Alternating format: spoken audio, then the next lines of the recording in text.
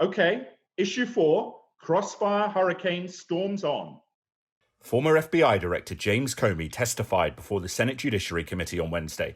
His appearance was requested as part of the committee's investigation into the origins of the FBI's 2016 collusion probe, codenamed Crossfire Hurricane.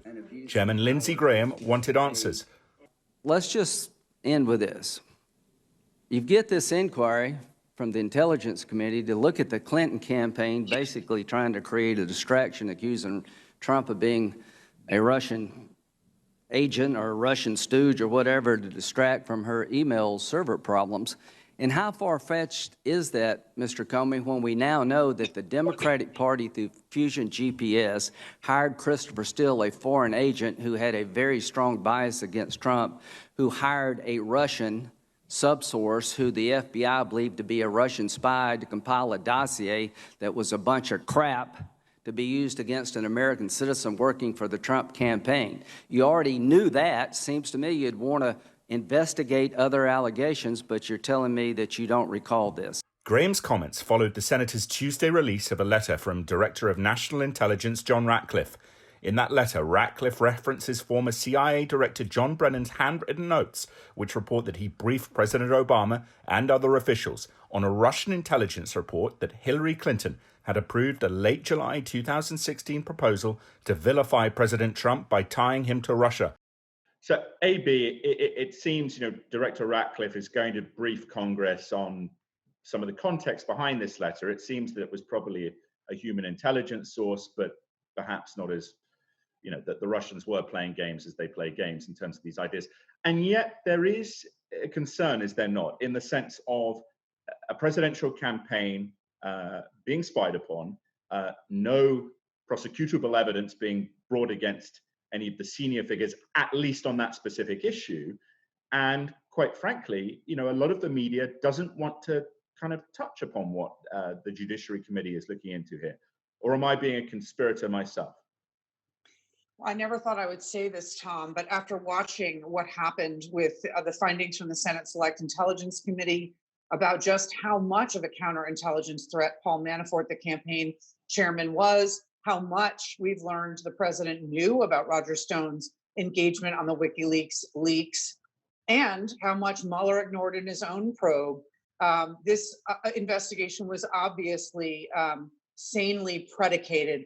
And the idea that Director Ratcliffe would go out against his own office, the Office of the Director of National Intelligence, the CIA, and I believe the NSA, to release this information that our intelligence community believes, suspects is Russian disinformation this close to the election, I believe has to have been done to get Lindsey Graham another opportunity to go on Fox News and beg for campaign money for his tight election for the Senate in South Carolina that he suddenly is so angry to find himself in. I mean, it is an interesting point, Pat, in the sense that Lindsey Graham seems to be increasingly struggling in that race that we would have thought might have been a shoo-in. But your thoughts on what Graham is doing and the kind of moral import of this in the idea of Russia collusion at large?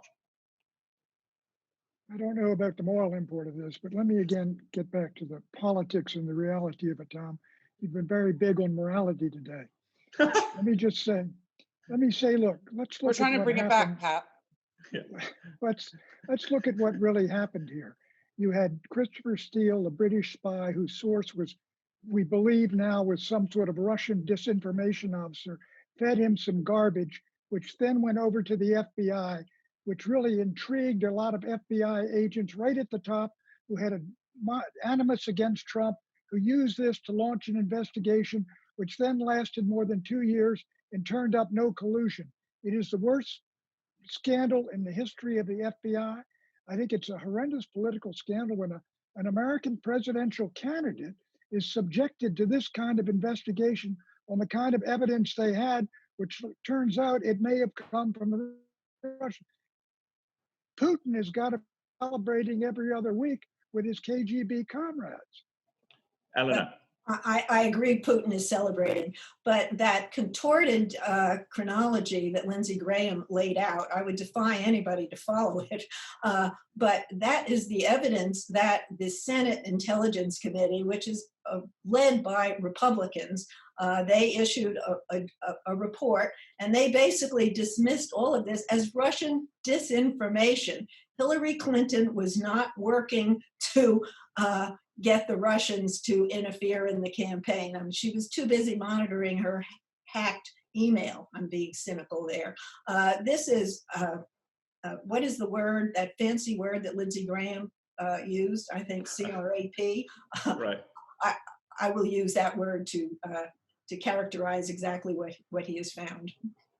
Clarence, your thoughts? Well, I'm glad I got to see the Jim Comey movie on Showtime, the two-part series, because I didn't have time to read the book. But anybody who just watched the movie, Pat, I recommend it, because you see a lot of things about the chronology and all of this that several things Relying become on clear. Hollywood these days, huh, Clarence?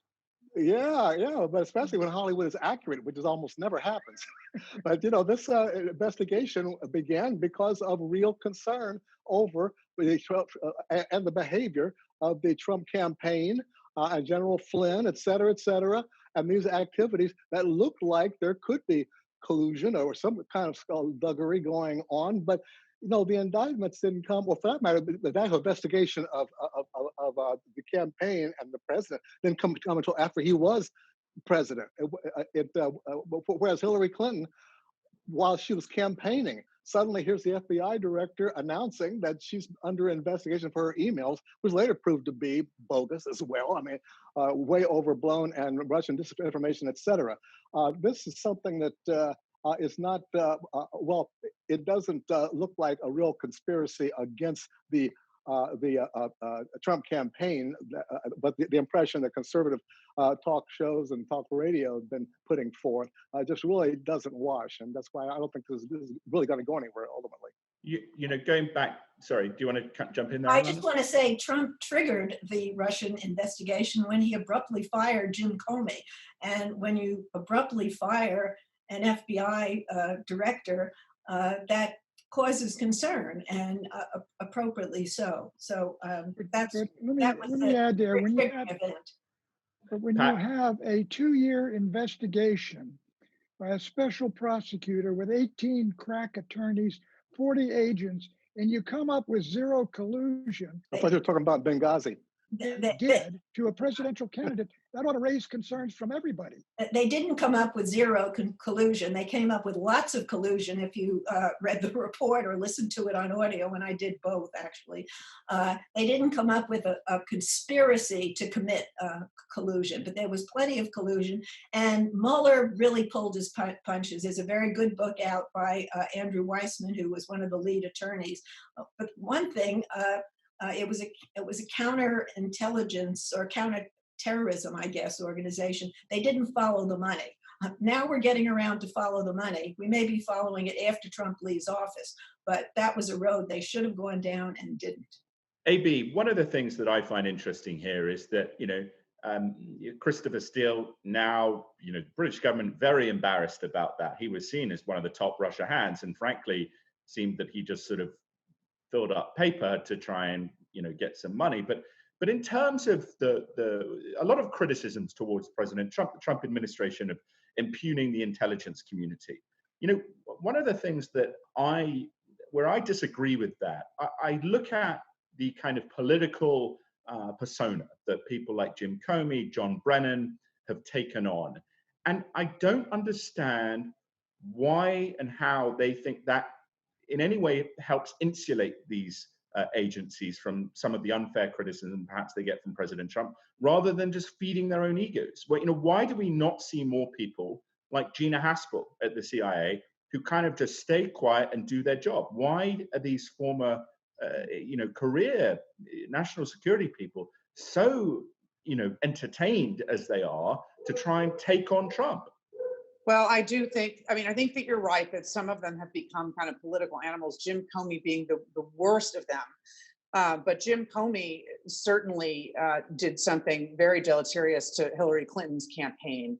And if it was conspiracy to bring down Donald Trump, it helped elect him president, because Jim Comey came out and spoke about an investigation when if you are not passing on recommendation for prosecution to the DOJ, allowed to discuss.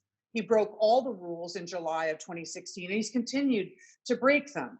But Eleanor is right. The Mueller team did not bring the president under oath and did not subpoena him for the grand jury. And he very, very likely, according to the Senate intelligence findings, lied in his written responses to the special counsel. And they did not, as she said, follow the money. And that was the motive for colluding repeatedly with the Russians, which is documented in the Mueller report.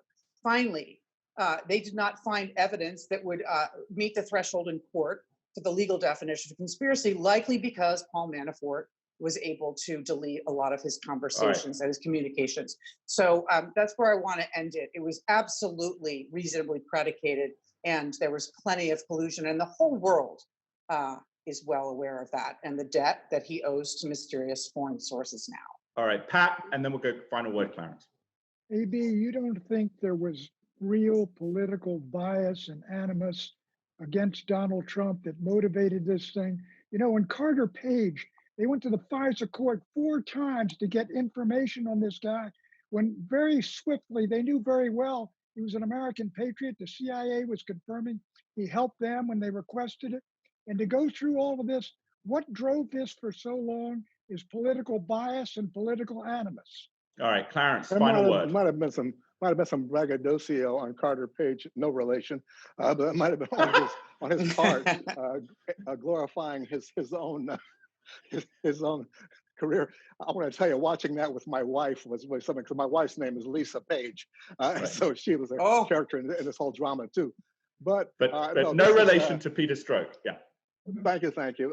But this whole, well, when you look at it all in context, look at all the suspicion going on here, Pat. And I think if the parties were reversed, maybe you'd be suspicious too